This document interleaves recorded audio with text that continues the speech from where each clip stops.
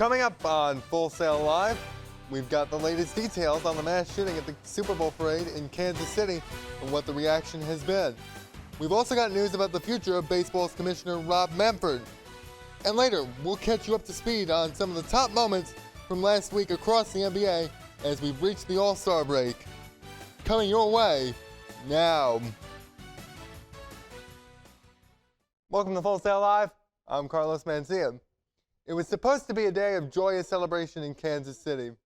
The Chiefs had just returned home with the Lombardi Trophy in hand, thousands ready to celebrate. However, at the parade's conclusion, the cheers turned to fear as a tragic but all too common occurrence took place, a mass shooting. According to Kansas City police, at least 21 people were injured, including 9 children. One person has died. Kansas City police announced that they've arrested 3 individuals in connection to this case.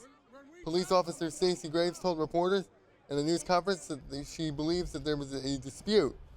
However, there is good news about the health of the youngest victims. We have had 12 patients that we have treated, 11 of which are children with 9 gunshot wounds. None of those patients, all of those patients we expect to have a full recovery, none of which are in critical condition.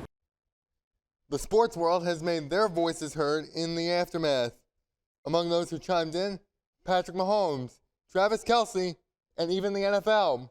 The Chiefs themselves have partnered with United Way of Greater Kansas City to provide resources to the community.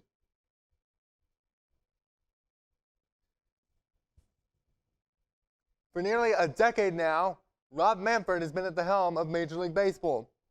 Since he took the reins from Bud Selig in 2015 as commissioner, Manfred has seen a lot, from a major labor dispute to a pair of cheating scandals and even a pandemic.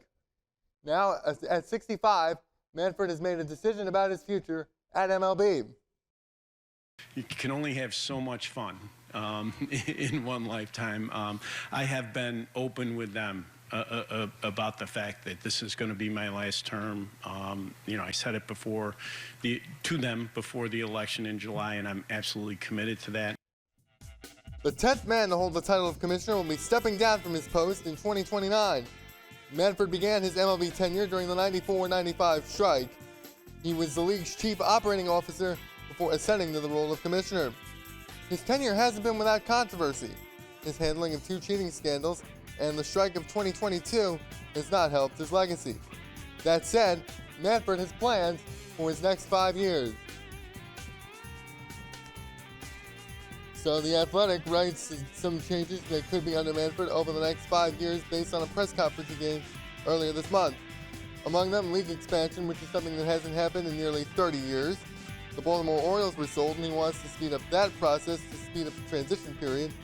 Also on the agenda, possibly getting pro players to play in the Olympics for the first time when the games get to LA in 2028, as well as avoiding another lockout when the CBA expires in 2026.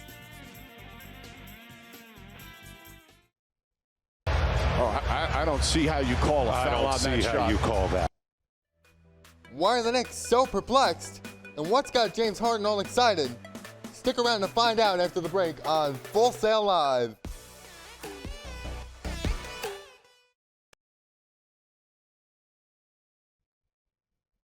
Welcome back to Full Sail Live. I'm Karlos Mancilla. The NBA has reached the All-Star break. And while we'll get to see the game's best players share the court on Sunday in Indianapolis, it's going to be a minute before we see some meaningful action again in the association. Until then, we look back at this past week around the association. We start with the 9-win Wizards in Boston taking on the league's best team. Peyton Pritchard pulling up from half court at the buzzer, able to hit one of 2 half-court shots that night for him, second of which did not count as it came after the horn. Now to another Garden, the one in New York, Madison Square Garden. Look at this pass from Luka Doncic. No look to Dwight Powell. Nice find around the back. Dallas now 7th in the West at 32-23. And it's been another rough week for the Knicks as Tyrese Halliburton now decides to toy with them, throwing a pass off the glass to himself before kicking out to Pascal Siakam. Pacers now the 6th seed in the Eastern Conference at the break.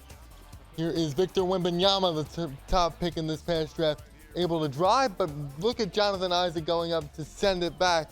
Magic 7th in the Eastern Conference at the break. How about some more blocks? It's Jackson Hayes blocking Peyton Watson, which now leads to offense on the other end. Nice ball movement, finding an Austin Reeves relocating in the corner, able to hit to tie the game at 104. Denver would score 7 unanswered to win. Now to Atlanta, 139-133. And look at the Clippers. James Harden falling away. Booked the triple +1. And the Clippers have only lost 5 games since the turn of the new year. And look at the Warriors. They've been struggling a bit of late this year. But Steph Curry going vintage, hitting the fall-away 3 to put Golden State up 1 against a very good Phoenix Suns team. Warriors now sit at 27-26, winners of 8 of their last 10.